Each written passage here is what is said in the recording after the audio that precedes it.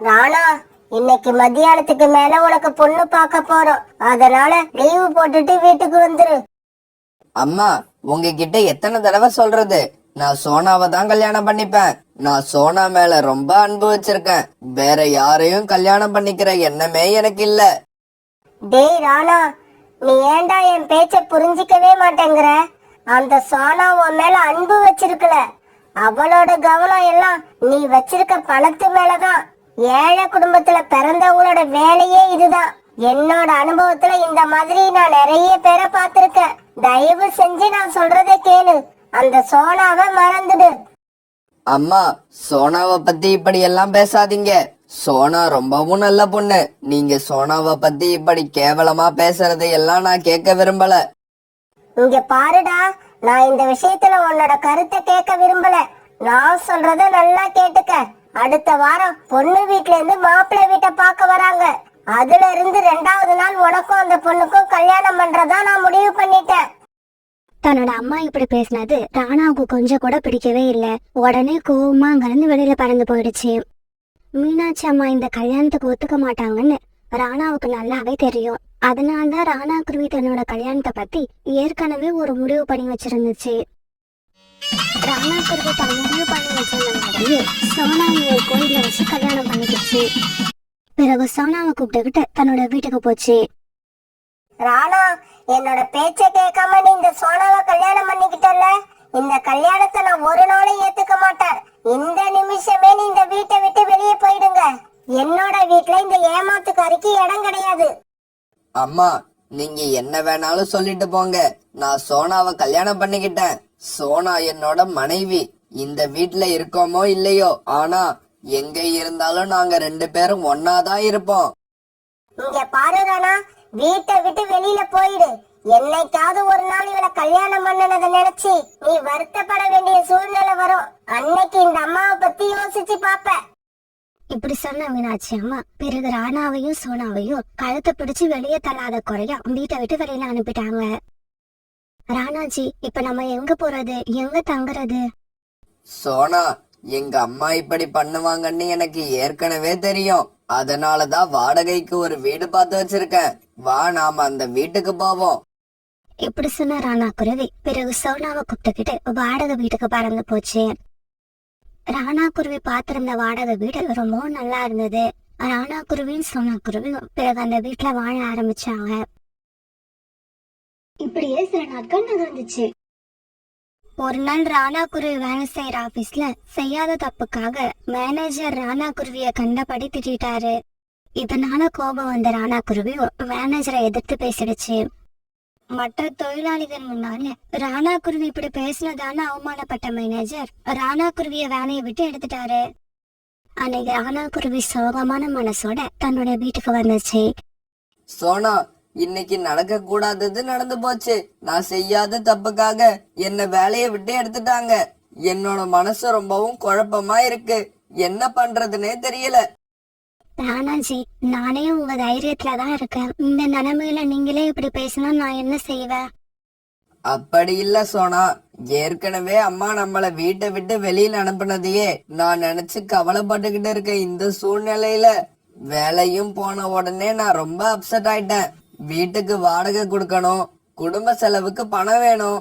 இதுக்கெல்லாம் என்ன பண்றதுன்னு யோசிச்சு யோசிச்சு எனக்கு பைத்தியமே பிடிச்சிடும் போல இருக்கு. ராணாஜி, இதுக்கு ஏன் இவ்வளவு கவலைப்படுறீங்க? இந்த கம்பெனி இல்லாட்டி வேற கம்பெனில வேலைக்கு ட்ரை பண்ணுங்க. உங்களோட திறமைக்கு எப்படி இருந்தாலும் வேலை கிடைக்கும். ஆமா சோனா, நீ சொல்றது சரிதான். நான் நாளைக்கு பக்கத்து காட்டுக்கு போறேன். ஏன்னா அங்கதான் நிறைய ஃபேக்டரி இருக்கு. அங்க போனா எனக்கு வேலை கிடைக்குங்கிற நம்பிக்கையும் எனக்கு இருக்கு. இப்ப வாங்கின சம்பளத்தை விட குறைவா கிடைச்சா கூட நான் கவலைப்பட மாட்டேன். குடும்பத்தை பிரச்சனை இல்லாம நடத்துற அளவுக்கு பணம் கிடைச்சாலே போதும். இப்படி பேசிக்கிட்ட ராணா குருவும் சோனா குருவும் பிறகு இரவு உணவை சாப்பிட்டாங்க. இப்படி இரவு உணவு சாப்பிட்டவங்க பிறகு அப்படியே படுத்து தூங்கினாங்க. மறுநாள் பொழுது விடிஞ்சிச்சு. ராணா குருவி காலையிலே கிளம்பி வேலை தேடுறதுக்காக பக்கத்து காடு நோக்கி பறந்து போச்சு. இப்படி வேலை கேட்டு போன ராணா குருவி கேட்ட கேள்வி எல்லாத்துக்கும் சரியான பதில் சொல்லுச்சு. அதனால ரொம்பவும் சந்தோஷமான அந்த கம்பெனிக்காரங்க ராணா குருவிக்கு உடனே வேலை கொடுத்துட்டாங்க. ஏற்கனவே வாங்கிட்டு இருந்த சம்பளத்தை விட அதிகமான சம்பளம் கொடுக்கறதா சொன்னாங்க. இதையெல்லாம் கேட்ட ராணா குருவிக்கு ரொம்பவும் சந்தோஷமா இருந்தது. நாம இது வரைக்கும் சோனாவுக்கு பிடிச்சது எதுவுமே வாங்கி கொடுக்கல. அதனால இன்னைக்கு சோனாவுக்கு பிடிச்ச ரசகுல்லாவை கண்டிப்பா வாங்கிக்கிட்டு போகணும். இப்படி நினைச்ச ராணா குருவி நேரா ஸ்வீட் ஸ்டாலுக்கு போச்சு. அங்க போனதும் சோனா குருவிக்காக ரசகுல்லா வாங்கிச்சு. பிறகு அதை எடுத்துக்கிட்டு தன்னோட வீட்டுக்கு சந்தோஷமா பறந்து போச்சு. இப்படி பறந்து போன ராணா குருவியோட மனசு இந்த விஷயத்த சீக்கிரமா போய் சோனா குருவி கிட்ட சொல்லி சோனா குருவிய சந்தோஷப்படுத்தணும்னு நினைச்சுக்கிட்டே இருந்தது. இப்படி ராணா குருவியோட கவனம் வேற பக்கம் போனதால எதிரில இருந்த ஒரு மரத்தோட கிளைய அது கவனிக்கவே இல்ல. வேகமா பறந்து போன ராணா குருவி திடீர்னு இந்த மரக்கிளையில மோதிடுச்சு. பிறகு அப்படியே கீழே வந்துடுச்சு. இப்படி கீழே விழுந்த ராணா குருவிய அந்த வழியா பறந்து வந்த சில பறவைகள் பார்த்துட்டு பறந்து டாக்டர் ஹாஸ்பிட்டலுக்கு கொண்டு வந்து சேர்த்தாங்க. பிறகு இந்த செய்தியை கேள்விப்பட்ட சோனா குருவியும் ஹாஸ்பிட்டலுக்கு பறந்து வந்துச்சு. டாக்டர், என்னோட கணவர் இப்ப எப்படி இருக்காரு? அவருக்கு என்ன ஆச்சு? இங்க பாரு சோனா, உன்னோட கணவர் ரெக்கையில ஒண்ணு ரொம்பவும் காயம்பட்டு இருக்கு. இப்போதைக்கு மருந்து போட்டு மாத்திரை கொடுத்துருக்க. ஆனா இன்னும் 6 மாசத்துக்குள்ள ராணாவோட ரெக்கையில ஒரு ஆபரேஷன் பண்ணி ஆகணும். 6 மாசத்துக்குள்ள பண்ணலன்னா அதுக்கப்புறம் ராணாவால பறக்கவே முடியாது. அப்புறம் இந்த 6 மாசமும் ராணா ஓய்வா இருக்கணும். எந்த வேலையும் செய்யக்கூடாது. பிறகு சோனா குருவி ராணாவை வீட்டுக்கு அழைச்சிட்டு போச்சு. சோனா, நான் உன்னை கல்யாணம் பண்ணி உன்னோட சந்தோஷத்தையே அழிச்சிட்டேன். இப்படி எல்லாம் நடக்கும்னு தெரிஞ்சிருந்தா நான் உன்னை கல்யாணம் பண்ணிருக்கவே மாட்டேன். ராணாஜி, அப்படியெல்லாம் பேசாதீங்க. எல்லாத்துக்கும் நான் தான் காரணம். நீங்க என்ன கல்யாணம் பண்ணதுதான் தப்பு. நீங்க உங்க அம்மா சொன்ன பொண்ணையே கல்யாணம் பண்ணியிருந்தா உங்க வாழ்க்கை சந்தோஷமா இருந்திருக்கும். சோனா, இன்னும் ஒரு தடவை இப்படி எல்லாம் பேசாத. நடந்ததுக்கெல்லாம் நான் தான் முழு காரணம். நான் செஞ்சதுதான் தப்பு. இவங்க 2 பேரும் இப்படி பேசிக்கிட்டு இருக்கப்ப பக்கத்து வீட்டுல இருந்து கோரிக்காவும் இவங்கள பாக்குறதுக்காக அங்க வந்தது. இப்படி வந்த கோரிக்காவும் இவங்க 2 பேரும் அழுதுகிட்டு இருக்கத பார்த்துட்டு அதிர்ச்சி ஆயிடுச்சு. ஆமா, என்ன இது 2 பேரும் இப்படி அழுதுகிட்டு உட்கார்ந்துருக்கீங்க? கல்யாணம் பண்ணி இன்னும் 6 மாசம் கூட ஆகல, அதுக்குள்ள உங்களுக்கு என்னாச்சு? கோரிக்காவும் இப்படி கேட்டதும் சோனா குருவி நடந்தது எல்லாத்தையும் அழுதுகிட்டே சொல்லுச்சு. கோரி அக்கா, எங்களுக்கு மட்டும் ஏன்னா இப்படி நடக்குதுன்னு தெரியல. வாழ்க்கையோட சந்தோஷத்தை மட்டுமே பார்த்துக்கிட்டு இருந்த என்னோட கணவர் என்ன கல்யாணம் பண்ணதால இப்ப கஷ்டத்தை அனுபவிக்கிறாரு. சோனா, இப்படி பேசுறதெல்லாம் சுத்த பைத்தியக்காரத்தனம். யாரும் எதுக்கும் காரணம் கிடையாது. அப்புறம் இன்னொரு விஷயம் தெரியுமா? கஷ்டம் வந்ததுக்கு அப்புறம் அதுல இருந்து வெளியில வர்றதுக்கு என்ன வழின்னு யோசிக்காம இப்படி அழுது புலம்பிக்கிட்டு இருந்தா கடைசி வரைக்கும் கஷ்டத்தை விட்டு உங்களால வெளியில வரவே முடியாது. கோரி, இப்ப எங்களை என்னதான் பண்ண சொல்ற?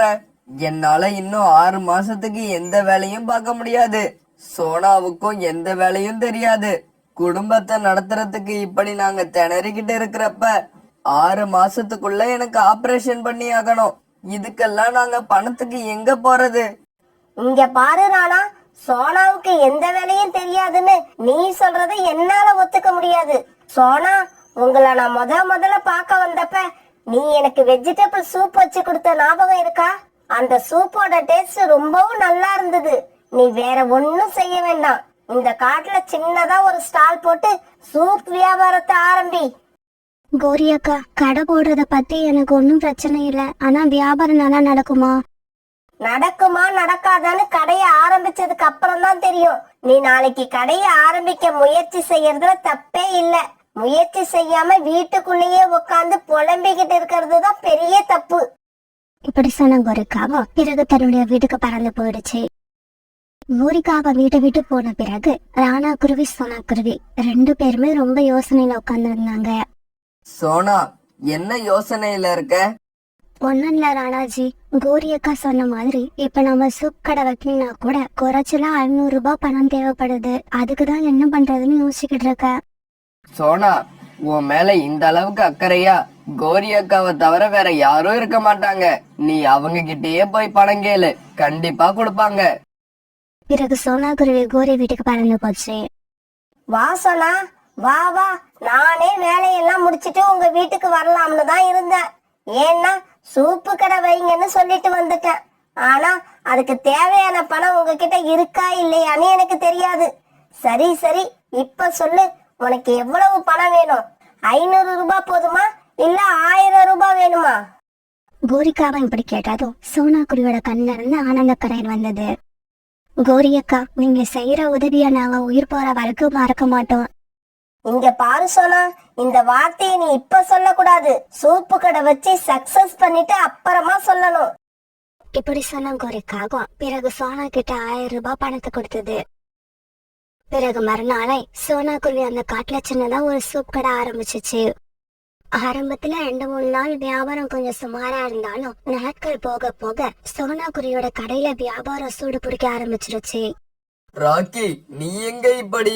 நேத்து கூட நான் உன்னை இதே நேரத்துல இங்க பார்த்தேன். கொஞ்ச நாளைக்கு முன்னாடி இந்த கடையில வந்து சூப் குடிச்சேன். ரொம்பவும் டேஸ்டா இருந்தது. அன்னையில இருந்து வேலைய விட்டு வீட்டுக்கு போறதுக்கு முன்னாடி இங்க வந்து சூப் குடிக்காம போறதே இல்ல. ராக்கி, நானும் அதே மாதிரிதான். ஆனா நான் மட்டும் குடிச்சிட்டு போகிறது இல்ல. வீட்டுக்கு போறப்ப என்னோட மனைவி ராணிக்கு ஒரு சூப் பார்சல் கட்டி எடுத்துக்கிட்டு போகணும். இல்லன்னா அவ என்ன வீட்டுக்குள்ளேயே விட மாட்டா.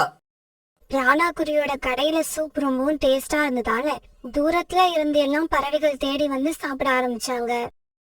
இதனால சோனா குருவி வீட்லயும் நிறைய பணம் சேர ஆரம்பிச்சது.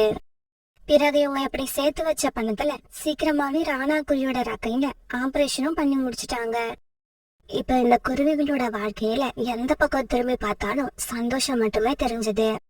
இந்த நிலைமையில ஒரு நாள் கோரிக்காக அவங்க வீட்டுக்கு வந்துச்சு. கோரி அக்கா, எங்களுக்கு நீங்க செஞ்ச உதவிக்கு ரொம்ப ரொம்ப நன்றி. நீங்க மட்டும் சரியான சமயத்துல வந்து எங்களுக்கு யோசனை சொல்லணும்னா எங்களுக்கு வந்த கஷ்டத்தை நாங்க இவ்வளவு ஈஸியா ஜெயிச்சிருக்கவே முடியாது. சோனா, நான் சொன்னது உங்களுக்கு மட்டும் இல்ல, இந்த கதையை பார்த்துக்கிட்டு இருக்க எல்லாருக்கும் தான் சொல்றேன். கஷ்டம் வர்றப்ப கண்ணை மூடிக்கிட்டு புலம்ப ஆரம்பிக்காதீங்க. அந்த கஷ்டம் உங்களை விட்டு போகவே போகாது. அதை ஜெயிக்கிறதுக்கு என்ன வழின்னு யோசிக்க ஆரம்பிங்க.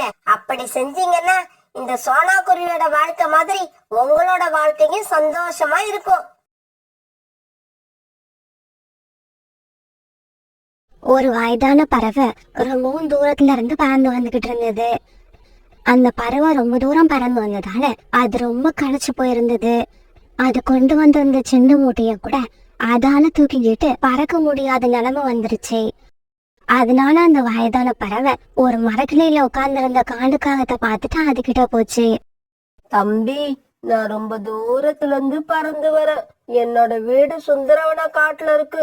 இதுக்கப்புறம் நான் ரொம்ப தூரம் பறந்து என்னோட காட்டுக்கு போயாகணும். அப்படியா பாட்டி? ரொம்ப சந்தோஷம். இப்ப என்ன எதுக்காக பார்க்க வந்திருக்கீங்கன்னு நான் தெரிஞ்சுக்கலாமா? இங்க பாருப்பா, நான் ரொம்ப களைச்சு போயிருக்கேன்.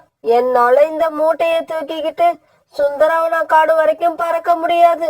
அதனால இந்த மூட்டைய தூக்கிக்கிட்டு என்னோட வீடு வரைக்கும் உன்னால கொஞ்சம் வர முடியுமா? பாட்டி, இந்த மூட்டையை தூக்கிக்கிட்டு உங்களால பறக்க முடியல, அவ்வளவுதானே? இதுதானே உங்க பிரச்சனை? ஆமாம் தம்பி. கவலையை விடுங்க. இந்த மூட்டையை என்கிட்ட கொடுத்துட்டு நீங்க மட்டும் உங்க காட்டுக்கு பறந்து போங்க. உங்க ஞாபகமா இந்த மூட்டைய நானே வச்சுக்கிறேன். தம்பி, என்னப்பா இப்படி பேசுற? வேற எப்படி பேசுவாங்க? நான் என்ன உங்க வீட்டு வேலைக்காரனா? இந்த மூட்டையை தூக்கிக்கிட்டு வீடு வரைக்கும் வான்னு சொல்றீங்க? அதுக்கெல்லாம் வேற ஆளை பாருங்க. சீக்கிரமா இந்த இடத்த விட்டு கிளம்புங்க. உங்களை பார்க்க பார்க்க எனக்கு கோபமா வருது. காலுக்காக இப்படி கோபமா சொன்னதும் பிறகு அந்த வயதான பறவை அங்கிருந்து பறந்து போச்சு. இப்படி போன அந்த பறவை ஒரு மரக்கரையில உட்கார்ந்துருந்த ரீட்டா கிளிய பார்த்துட்டு அங்க போச்சு. கிளி, என்னோட வீடு சுந்தரவன காட்டுல இருக்கு. என்னால இந்த மூட்டைய தூக்கிக்கிட்டு அவ்வளவு தூரம் போக முடியல. உன்னால இந்த மூட்டைய தூக்கிக்கிட்டு என் வீடு வரைக்கும் வர முடியுமா? இங்க பாருங்க, என் பையன் படிக்கிற ஸ்கூல்ல இன்னைக்கு பேரண்ட்ஸ் மீட்டிங் இருக்கு. அதுக்கு தான் நான் கிளம்பி வந்து உட்கார்ந்துருக்கேன். என்னால இப்ப எங்கேயும் வர முடியாது. உடனே எதுவும் பேசாம அந்த வயதான பறவை தன்னோட மூட்டையை தூக்கிட்டு அங்கிருந்து பறந்து போயிடுச்சு. இந்த சமயத்துல சோனா குருவி தன்னுடைய வீட்டு வாசல்ல உட்கார்ந்து இருந்தது. சோனாவை பார்த்த அந்த வயதான பறவை உடனே அங்க போச்சு. மகளே, நீ ஏதாவது வேலையா இருக்கியா? அம்மா, நான் எப்பவுமே சும்மா இருக்க மாட்டேன். ஏதாவது வேலை செஞ்சுக்கிட்டு தான் இருப்பேன். அது போகட்டும், நீங்க யாரு? எதுக்காக இங்க வந்திருக்கீங்க? இங்க பாருமா, சுந்தரவன காட்டுல என்னோட வீடு இருக்கு. என்னால இந்த மூட்டைய தூக்கிக்கிட்டு அவ்வளவு தூரம் பறந்து போக முடியல. நான் ரொம்ப களைச்சு போயிருக்கேன். உன்னால இந்த மூட்டைய தூக்கிக்கிட்டு என் வீடு வரைக்கும் வர முடியுமா? அம்மா, நான் தண்ணீர் அடிக்கிறதுக்காக நதி வரைக்கும் போலான்னு கிளம்புனேன். பரவாயில்ல, உங்களை கொண்டு வந்து உங்க வீட்டுல விட்டுட்டு நான் அதுக்கப்புறமா வந்து தண்ணீர் எடுத்துக்கிறேன். இப்படி சொன்ன சோனா குருவி பிறகு அந்த மூட்டையை தூக்கிட்டு அந்த வயதான பறவை கூட பறக்க ஆரம்பிச்சது. இப்படி கொஞ்ச தூரம் பறந்து போனதுக்கு அப்புறம் அதுக்கு மேல பறக்க முடியாம அந்த வயதான பறவை ஒரு மரத்து மேல போய் உட்கார்ந்தது. இங்க கொஞ்ச நேரம் ஓய்வு எடுத்துட்டு அப்புறமா கிளம்புவோம். அம்மா, உங்களுக்கு எவ்வளவு நேரம் ஓய்வு தேவையோ அது வரைக்கும் இங்க உட்கார்ந்துருக்கலாம். நான் உங்களுக்காக காத்திருக்கேன். இந்த சமயத்துல கோரிக்காக அவங்க வேக வேகமா பறந்து வந்தது. சோனா, சீக்கிரமா என் கூட வா. ஜம்ஜம் அண்ணன் வீட்டுல இன்னைக்கு எல்லாருக்கும் விருந்து கொடுக்கறாங்க. இல்ல கோரி அக்கா, நான் வரல. எனக்கு கொஞ்சம் வேலை இருக்கு. நான் இந்த அம்மாவை அவங்க காட்டுல கொண்டு போய் விட்டுட்டு வர போறேன். இவங்க யாரு? உனக்கு சொந்தமா இல்ல தெரிஞ்சவங்களா? அப்படி எதுவும் இல்ல. நான் இவங்களை இன்னைக்குதான் பார்த்தேன். இருந்தாலும் இவங்க படுற கஷ்டத்தை பார்க்க எனக்கு பாவமா இருக்கு. அதனாலதான் அவங்க வீடு வரைக்கும் போய் இவங்களை விட்டுட்டு வரலான்னு முடிவு பண்ணினேன். இங்க பாரு சோனா, முதல்ல உன்னோட வயித்தை நடப்பிக்கிற வழிய பாரு. யாருன்னே தெரியாத இந்த பறவைக்காக ஒரு அருமையான விருந்த மிஸ் பண்ணிடாத. கோரி அக்கா, உங்க கூட வந்து விருந்து சாப்பிட்டா நல்லாதான் இருக்கும். ஆனா அந்த சந்தோஷம் சாப்பிட்டு முடிச்ச கொஞ்ச நேரத்துக்கு அப்புறம் காணாம போயிடும். ஆனா அதே சமயம் மத்தவங்களுக்கு உதவி செஞ்சா அதுல வர சந்தோஷம் காலாகாலத்துக்கு நம்ம மனசுல நினைச்சு நிற்போம். ஐயோ, உன் கூட இப்படியே நான் பேசிக்கிட்டு இருந்தா அந்த விருந்த நானே மிஸ் பண்ணிடுவேன். இப்படி சொன்ன கோரிக்காங்கும் பிறகு அங்க இருந்து பறந்து போயிடுச்சு. மகளே, உனக்கு இப்ப பசி இல்லையா? பசி இருக்கு, ஆனா சாப்பிட்டே ஆகணுங்கிற அளவுக்கு பசி இல்ல. இப்படி சொன்ன குருவி பிறகு மறுபடியும் அந்த மூட்டையை தூக்கிட்டு அந்த வயதான பறவை கூட பறக்க ஆரம்பிச்சது. அதுக்கப்புறம் இவங்க ரெண்டு பேரும் எங்கேயும் ஓய்வெடுக்காம வேகமா பறந்து போனதால அன்னைக்கு சாயங்காலத்துக்கு முன்னாடியே அந்த வயதான பறவையோட வீட்டுக்கு போய் சேர்ந்துட்டாங்க. அந்த பறவையோட வீட்டுக்கு போன சோனா குருவி அந்த வீட்டை பார்த்து அதிர்ச்சி ஆயிடுச்சு. அம்மா, இந்த வீடு உங்களோட வீடா? மகளே, இந்த வீட்டை பார்த்துட்டு நீ அதிர்ச்சி ஆயிட்ட இல்ல? உண்மைதான். எனக்கு இவ்வளவு பெரிய வீடு இருக்குன்னு யாரும் நினைக்க மாட்டாங்க. இது மட்டும் இல்ல மகளே, அதோ அங்க இருக்கிற எல்லா வீடும் என்னோடதுதான். அங்க இருந்த எல்லா வீட்டையும் பார்த்த சோனா குருவி மறுபடியும் அதிர்ச்சி ஆயிடுச்சு. ஏன்னா ஒவ்வொரு வீடும் ரொம்பவும் பெருசா இருந்தது. மகளே, என்ன இப்படி ஆச்சரியப்பட்டு போய் நிக்கிற? வீட்டுக்குள்ள வா. இல்லம்மா, நான் இன்னொரு நாள் வரேன். என்னோட பையன் ஸ்கூல்ல இருந்து திரும்பி வர நேரம் ஆயிடுச்சு. நான் உடனே வீட்டுக்கு கிளம்புறேன். சரி, கொஞ்ச நேரம் இரு, இதோ வந்துடுறேன். இப்படி சொல்லிட்டு வீட்டுக்குள்ள போன அந்த வயதான பறவை ஒரு கூட நிறைய சோளத்தை எடுத்துட்டு வந்து சோனா குருவி கிட்ட கொடுத்தது. மகளே, இதை எடுத்துக்கிட்டு போய் நீயும் உன்னோட மகனும் சாப்பிடுங்க. அப்புறம் உனக்கு எப்ப எந்த உதவி தேவைப்பட்டாலும் என்கிட்ட வா. பிறகு சோனா குருவி அந்த கூடை எடுத்துக்கிட்டு தன்னோட வீட்டுக்கு பறந்து போச்சு. சோனா குருவி தன்னோட வீட்டுக்கு போய் சேர்ந்தப்ப குக்கு ஸ்கூல்ல இருந்து திரும்பி வந்தான். இப்படி வீட்டுக்கு வந்த குக்கு கூடையில இருந்த சோளத்தை பார்த்து ரொம்பவும் சந்தோஷமானான். சோளம், சோளம், ஐ சோளம், எனக்கு ரொம்ப பிடிச்ச சோளம். அம்மா, அம்மா, இந்த சோளம் உங்களுக்கு எங்க இருந்து கிடைச்சது? பிறகு சோனா குருவி நடந்தது எல்லாத்தையும் தன்னோட பையன் குக்கு கிட்ட சொல்லுச்சு. அந்த வயதான அம்மாவுக்கு சொந்தமா எவ்வளவு வீடு இருக்கு தெரியுமா? ஒவ்வொரு வீடும் ரொம்ப பெருசா இருக்கு. பிறகு சோனா குருவியும் குக்கும் ஆளுக்கு ஒரு சோளத்தை சாப்பிட ஆரம்பிச்சாங்க. இப்படியே சில நாட்கள் நகர்ந்துச்சு. பிறகு அந்த காட்டுல தொடர்ந்து மழை பெய்ய ஆரம்பிச்சது. மழை காலத்துக்காக பறவைகள் சேர்த்து வச்சிருந்த உணவெல்லாம் கொஞ்சம் கொஞ்சமா தீர்ந்து போக ஆரம்பிச்சது. இப்படி முதல்ல உணவு தீர்ந்து போனது காங்களோட வீட்டுல தான். ஏன்னா அவங்க ரொம்ப குறைச்சலான தானியங்களை தான் சேர்த்து வச்சிருந்தாங்க. கழுஜி, எனக்கு ரொம்ப பசிக்குது, ஏதாவது சாப்பிட எடுத்துக்கிட்டு வாங்க. மழை எப்ப விடும்னு எல்லா பறவைகளும் ஏங்கிக்கிட்டு இருக்கப்ப உனக்கு சாப்பிட ஏதாவது கேக்குதா? இங்க பாருங்க, மழை பெய்ஞ்சாலும் சரி வெயில் அடிச்சாலும் சரி பசி எடுக்கிற நேரத்துல அதை எடுத்துக்கிட்டு தான் இருக்கும். இவங்க இப்படி பேசிக்கிட்டு இருக்கப்ப ரீட்டா கிளியோட வந்துச்சு. கோரி, ஏதாவது சாப்பிட இருந்தா கூட, எனக்கு ரொம்ப பசிக்குது. என்ன ரீட்டா, என்ன கிண்டல் பண்றியா? நானே பசியில எதை திங்கறதுன்னு தெரியாம தவிச்சு போயிருக்கேன். என்கிட்ட வந்து சாப்பிட ஏதாவது இருந்தா குடுன்னு கேக்குற. உங்ககிட்டக்கு சாப்பிட எதுவும் இல்லையா? சரி, நான் அப்பன்னா சோனா குருவி வீட்டுக்கு கிளம்புறேன். ரீட்டா ஒரு நிமிஷம் இரு, நானும் உன் கூட வரேன். சோனா கொடுக்கறத நாம 2 பேரும் ஆளுக்கு பாதியா எடுத்துப்போம். இங்க பாருங்க, என்ன மட்டும் இங்க தனியா விட்டுட்டு நீங்க மட்டும் எங்க போறீங்க? நானும் உங்க கூடவே வந்துடுறேன். நான் கூட நேத்துல இருந்து பசியில தான் இருக்கேன். பிறகு இவங்க 3 பேரும் சோனா குரு வீட்டை நோக்கி பறந்து போனாங்க. இவங்க சோனா குரு வீட்டுக்கு போனப்ப அவங்க ஏற்கனவே புறா வந்து உட்கார்ந்து இருந்தது. சோனா தங்கச்சி எப்படி இருக்க? உன்னை பார்த்து ரொம்ப நாள் ஆகுது. கோரி, நீ எப்படிதான் பேசினாலும் உனக்கு சாப்பிட கொடுக்கறதுக்கு சோனா குருவி கிட்ட எதுவுமே இல்ல. இங்க பாரு புறா, நான் உன்கிட்ட பேசுறதுக்காக இங்க வரல, என் தங்கச்சி கிட்ட பேசுறதுக்காக தான் இங்க வந்தேன். கோரி அக்கா, புறா அண்ணா சொன்னது உண்மைதான். எங்க வீட்டுல சாப்பிட எதுவுமே இல்லை. நானும் குக்கு இன்னைக்கு காலையில இருந்து எதுவும் சாப்பிடல. அப்படியா? இது பரவாயில்ல, நான்லாம் 2 நாளா எதுவுமே சாப்பிடல. கோரி அக்கா, நான் குக்கு புறா அண்ணா நாங்க 3 பேரும் எனக்கு தெரிஞ்சவங்க ஒருத்தவங்க கிட்ட உதவி கேட்க போறோம். வரதா இருந்தா நீங்களே எங்க கூட வாங்க. என்ன சொன்னா இப்படி கேட்டுட்ட? அதை விட முக்கியமான வேலை எங்களுக்கு எதுவும் கிடையாது. வாங்க இப்பவே கிளம்புவோம். பிறகு எல்லாருமா சேர்ந்து சோனா குருவி பின்னாலேயே பறந்து போனாங்க.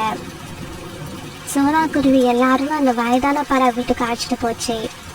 அந்த வயதான பறவையை பார்த்த உடனே காளிக்காகவும் ரீட்டாப்பையும் தங்களுடைய தலையை கீழே குனிஞ்சுக்கிட்டாங்க. இந்த கிளியும் காகமும் முன்னாடி ஒரு நாள் எனக்கு உதவி செய்யாததை நினைச்சு தலையை குனிய வேண்டிய அவசியம் இல்லை. கண்டிப்பா நான் உங்களுக்கு உணவு கொடுப்பேன். பிறகு அவங்க எல்லாருக்கும் தன்னுடைய தோட்டத்துல இருந்து வந்திருந்த பழங்களை சாப்பிட கொடுத்தது. எல்லாரும் அந்த பழங்களை வயிறு நிறைய சாப்பிட்டாங்க. அம்மா, என்ன மன்னிச்சிடுங்கம்மா. இதுக்கப்புறம் என்கிட்ட யார் வந்து உதவின்னு கேட்டாலும் நான் கண்டிப்பா செய்வேன். ஏன்னா அவங்களோட உதவி என்னைக்காவது நமக்கும் தேவைப்படலாம். அம்மா, எங்க எல்லாருக்கும் முகம் சுவைக்காம உதவி செஞ்சவங்களுக்கு ரொம்ப நன்றி. நாங்க கிளம்புறோம். மகளே, நல்ல உள்ளம் கொண்ட உங்களுக்கு எப்படியாவது நல்லது நடந்தே தீரும். உன்னோட மனசுக்கு நீ ரொம்ப நல்லா இருப்ப. இப்படி சொன்ன அந்த வயதான பறவை பிறகு எல்லாருக்கும் ஒரு கூடையில பழங்கிய வச்சு கொடுத்தது. அதை எடுத்துக்கிட்ட எல்லா பறவைகளும் தங்களுடைய வீட்டுக்கு சந்தோஷமா திரும்பி வந்தாங்க.